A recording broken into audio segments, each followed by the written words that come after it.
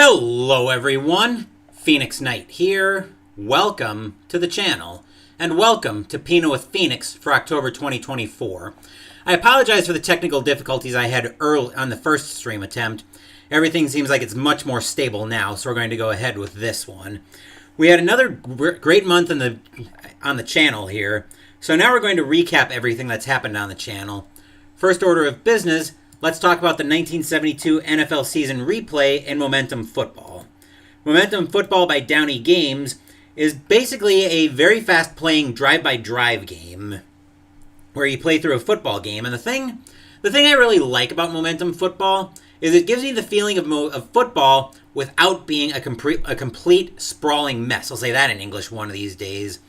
As far as the 1972 season replay goes, the Oakland Raiders actually ended up winning the entire thing, defeating the Dallas Cowboys in the Super Bowl. I really enjoyed this replay, and I definitely see doing more Momentum Football replays in the future. I may do some testing coming up with doing 2 games per schedule week. That was one of the suggestions I had from the 1972 season recap show, where I just kind of buttoned up the season with a bow. So I do like the format that I took. I basically ripped the idea of the demo game right from RJL Network with Inside Pitch, where I just play through the game nice and slow, just to kind of make sure I'm good with it as well. Then we play through the weeks with a feature game per week. Then the rest via ultra quick football. Then we went through the playoffs all in real time. So one of the suggestions coming out of that was to play 2 games a week and or adjust the ticker game. With the 70s seasons, the 70s aren't available in any other ticker system except for maybe a different Downey game. So I may have to do some adjusting there. But there definitely will be more football replays on the channel in the future. Most likely from Momentum, but I do have a few other systems that I'm going to test out with that. But that'll be more for coming in November, so stay tuned for that. Anyway, that's it for the ramble on the 1972 season of Momentum Football. So now let's move to a very popular deck builder, a favorite deck builder on the channel, in Aeon's End. In Aeon's End, I sent Nyrissia and Solidia against Bladius on the increased difficulty, which starts him with 90 life. Unfortunately, we did end up losing that game. It was a fairly close one, though. Hey, Jester, how's it going? I still really enjoy Aeon's End, and it probably worked fine as streaming content. I tend to still like it a little bit better as recorded content, though, just because it actually kind of worked out as streaming content, because I definitely didn't cut over to the market, and I didn't really need to cut over to the players. I was able to lay things out in a way that I could mostly keep the camera in one place. So I think streaming for that worked just fine. Anyway, that's it for Aeon's End. Next, let's go into one of our 2 RPGs that we put on the channel in Call of Cthulhu. Call of Cthulhu dumps you into the Cthulhu mythos in control of an investigator that you roll up custom. Now, I've done what are known as the Alone Adventures, but those are choose your own adventures. For this play session of Call of Cthulhu, we were actually using a tool called the Solo Investigator's Handbook, which is available off of RPG, where we rolled up a story from complete scratch. The story we ended up getting was our best friend gave us a package that we had to get out to San Francisco, which I ended up fleshing out in the details. But as we progressed through, we never did figure out what was in the package, because the package got lifted from us and we got killed before we got back to the package. So we ended up getting, as we were on the train to Kansas City, we were on the train to San Francisco. We ended up having the train attacked by serpent people. And I knew I had the idea in my head of, okay, here's where I wanted to go with the package idea, but we never ended up getting to the package because our character ended up getting killed down in the tropics, where pretty much every time I've seen the serpent people depicted in the mythos, it's always around the tropics. And I think we were going down to South America for this one. But I do really enjoy the freeform structure and being able to flesh out my own story. I'll still continue with the Alone Adventures when I'm in the mood for Call of Cthulhu, but I don't feel like rolling something up from scratch. But I do have a lot of other adventures in Call of Cthulhu that I want to, some of the pre-written stuff, like with the Keeper's Handbook. I think there's something in the Investigator's book. The Keeper's Screen had some adventures. And I've got Pulp Cthulhu that I can try out as well if I want to let the investigators have a fighting chance. I'm considering trying those out with the Solo Investigator's Handbook as essentially being the journaling experience. And I'll tip my hand a little bit on where I'm going with that. So I'm thinking about picking up some of at least one of the really big Call of Cthulhu modules, either Masks of Nyarlathotep or Horror on the Orient Express. If I like how the Solo Investigator's Handbook plays with the pre-written adventures, then that might be more content that I've got for something to sink my teeth into, potentially during baseball off-seasons. And we'll come back to baseball again later in the stream. So that's it for Call of Cthulhu. Next, we moved back over to the skies of we moved over to the skies of World War II Europe as we played Night Fighter Ace from Compass Games. This one, just like it sounds, puts you in a night fighter over World War II Europe. You're trying to defend the Reich from the Allies in this one. It was another fairly quiet session of sorties. The after-action reports probably would have been very boring on that one. But I do still really enjoy this game, especially with the heavy narrative focus and a lot of the movement being abstracted out of it. So we'll probably be seeing more with Night Fighter Ace on the channel.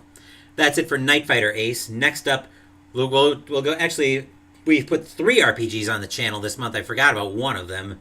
This was the second one that we put on the channel as we played The Legacy of Cthulhu. The Legacy of Cthulhu from Mind's Vision basically sets you in a post-apocalyptic world after the Ancient Ones have woken up and ravaged the world, and you're trying to make an existence in a post-apocalyptic world. I had a custom character that I rolled up. She ended up getting killed. I might come back to this one with a big bad after a while, because one of the problems I had with this game was I had a problem latching onto a coherent story thread the way I was able to find one with Call of Cthulhu once the Serpent People attacked the train. Because I knew, like I said, I knew where I was going with the story on my Call of Cthulhu freeform session, but I never really did find that similar story thread that I could latch onto with The Legacy of Cthulhu. So I think that was giving me a little bit of grief on that front. So, like I said, we'll probably come back to The Legacy of Cthulhu after a while, but I want to let that kind of have some time to breathe and let me see how that perks with everything else. So that's it for my ramble on The Legacy of Cthulhu. Next up, let's go to Defending America, Intercepting the America Bombers from Compass Games. You think I'll like Alone Against Fear? Probably going to send that to me. Cool. I'll look forward to that in the mail.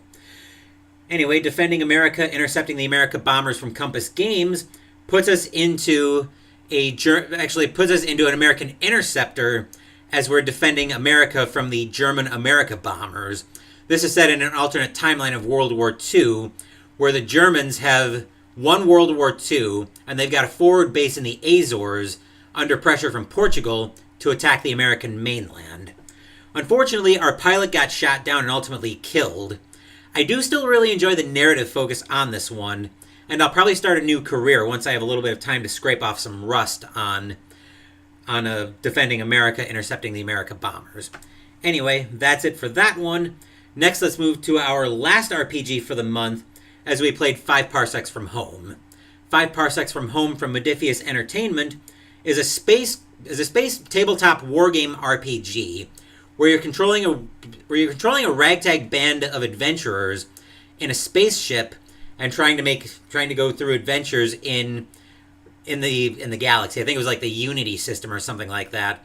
But we started off with our first characters being on Tansen Prime, because at least 3 of them knew each other in the backstory that I put together from Life on Tansen Prime. We ended up getting one of our crew members killed, but we were able to get away from the band of pirates. Unfortunately, we do have a band of rivals now on Tansen Prime, but I think we'll be stuck there for at least another campaign turn, which we'll probably see more of that next month as well, but I'm getting a little bit ahead of myself on that. Anyway, after that, we had a couple of Historic Wings debuts on the channel. As first, we played SOE Lysander. This one puts you in the French Resistance during World War II. It puts you in the Strategic Operations Executive. I cannot get that to roll off the tip of my tongue to save my life. were trying to aid the French resistance with supplies, cargo, crew members, and whatnot. Unfortunately, our pilot got captured after we got shot down from having our plane loaded down way too much. At first glance, it was actually a pretty confusing game to me. And I think one of the problems I had with it is it's not a combat simulator, something like a MAG-23 Guadalcanal or a Tally-Ho, which is actually the next game we're going to talk about. So I'm going to give this one a little bit of a break, similar to what I'm going to do with the Legacy of Cthulhu, and we'll come back to this one a little bit later. After SOE Lysander, though, last night's video was actually game number 9 on my TACUP Wargaming list, as we played Tally-Ho. This one dumps you into the Battle of Britain, trying to repel the Germans, similar to what happened in real life. It was my first mission of that one on the channel, and it's a campaign game where you can play all the way through the Battle of Britain over the course of 15 some odd missions. I really enjoyed this one, and I'm thinking about doing a full playthrough of this game. I'm just not sure where I'm going to fit it in on the schedule. Probably in a baseball off-season is my initial thought with that, but time will tell how I fit that onto the channel. Last game for the month, actually Tally-Ho was the last game for the month, so one before that, we actually went back to Call to Adventure from Brotherwise Games. This one has you coming up with a story for a hero in some sort of RPG. Now, for this one, I actually was rolling up a story for a character in an RPG. I was rolling up a backstory for my mage, Adana Brightmare, in Dragon Age, because that's an RPG system that I really want to try out. I really enjoy Call to Adventure, especially for the purpose of rolling up a backstory.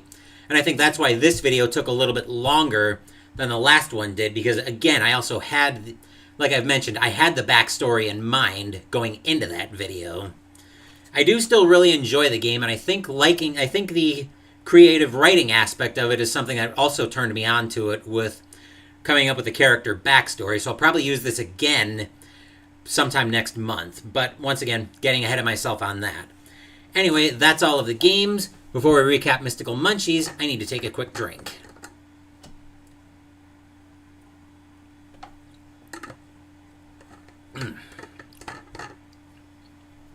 Much better. For Mystical Munchies this month, we were out of the official Catan cookbook. Let's talk about how the recipes went. For the appetizer, we made the Tavern Pretzel Bites and beer cheese. The pretzels actually came out very undercooked due to my panicking on the boiling water. I was very happy with how the dip turned out, and I even talked about it in that video, where I think if I would have gotten pre-made pretzel bites like from the grocery store and then made the dip probably would have turned out much better. And evening, Magnus, you're in time for me to talk about Mystical Munchies during this month's Pinot with Phoenix. As for the side, the 7-grain bread that we made out of the official Catan cookbook, the bread actually wasn't holding together initially. I was having some problems cutting it as I was getting it ready for the taste test. But I was able to cut out enough to be able to salvage a taste test, and the bread actually did turn out pretty good in the grand scheme of things. So I don't usually do bread all that much just because I'm trying to lose weight, and bread isn't something I haven't had for quite a while. But I could see myself using this one again, assuming I can find a way to make the bread stick together a little bit better. As for the entree, we made the Harbor Master's fish and chips. I was having a lot of problems with the batter, and it didn't adhere to the fish at all, and I think it was probably very runny due to the fact that I was using way too much beer with that. The potatoes, aka the chips, actually did taste pretty good, but they also ended up very undercooked. So it probably needed a little bit more time in the oven than I gave them ultimately. As for the dessert, we made the homemade fudge bricks, and that fudge ended up being really good. It got a lot of rave reviews at work when I brought that in as a surprise treat for my coworkers. To the point where I'm thinking about maybe trying that again on a white chocolate version.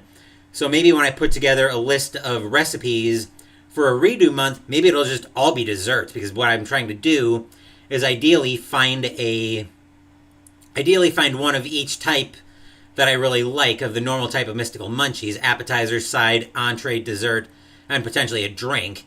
But that redo month I could see just being 4 or 5 different desserts that I want to try in a different way. So definitely food for thought there. Next up, let's go through Ask Me Anything.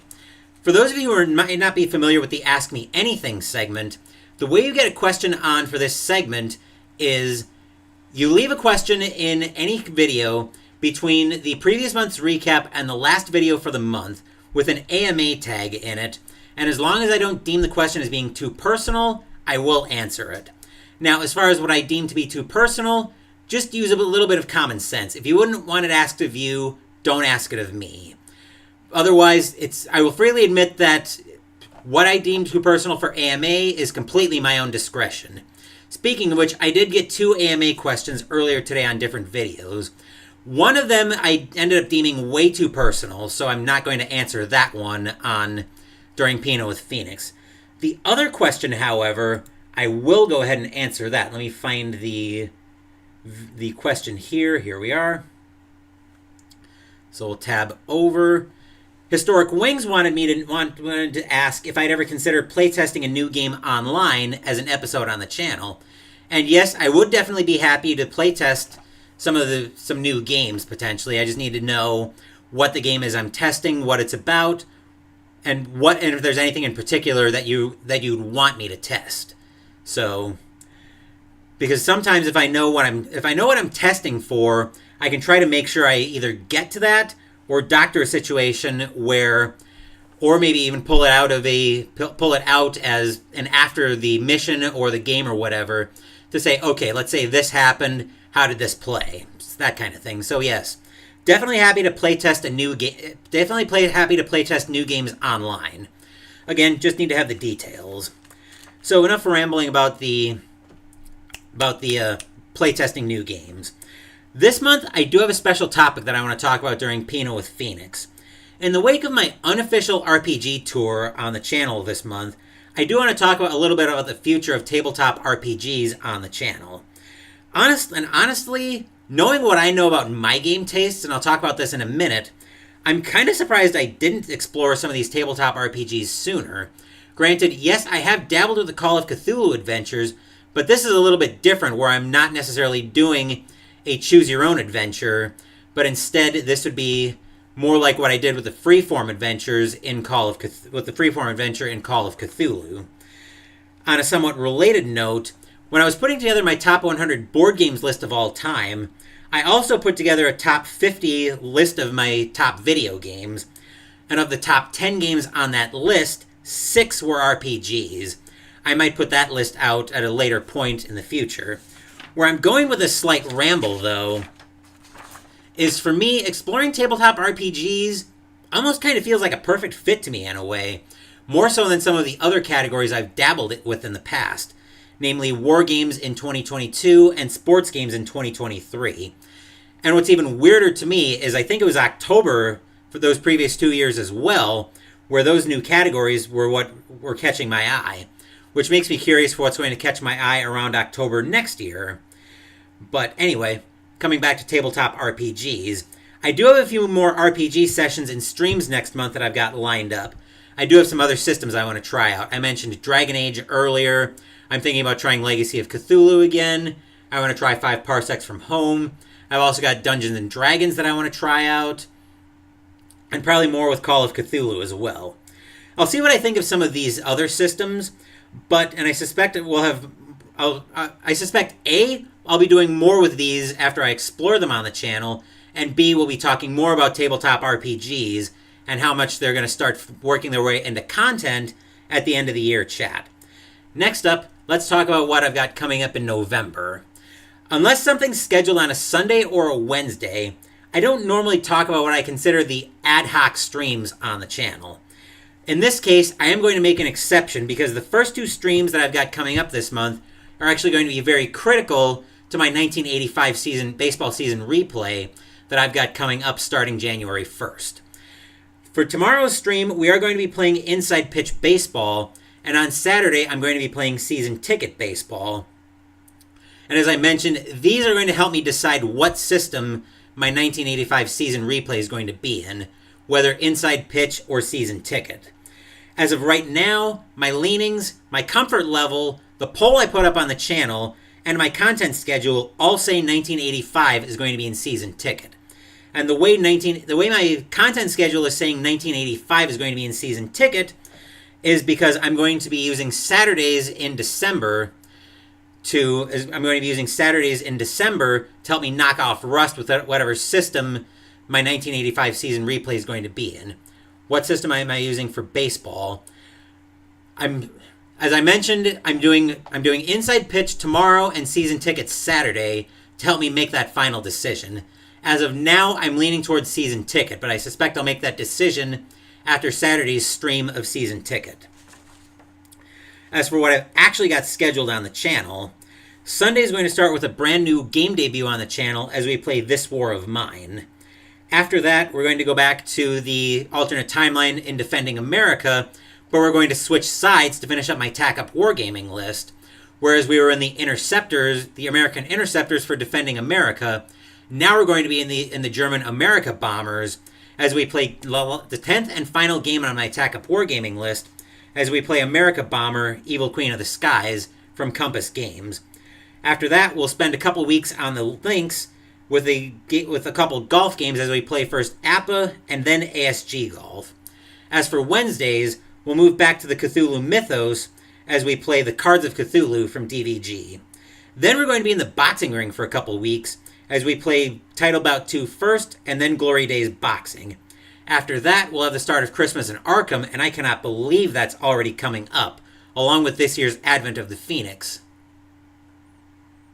You're asking because you're doing a 2009 World Series replay using Season Ticket. You won't be conflicting with that project because 2009 is going to be an inside. I was planning right now to do my inside pitch game out of 2009, so don't worry about conflicting with me. So yeah, that's going to be the plan there. It'll be a 2009 matchup in inside pitch. So again, don't worry about that.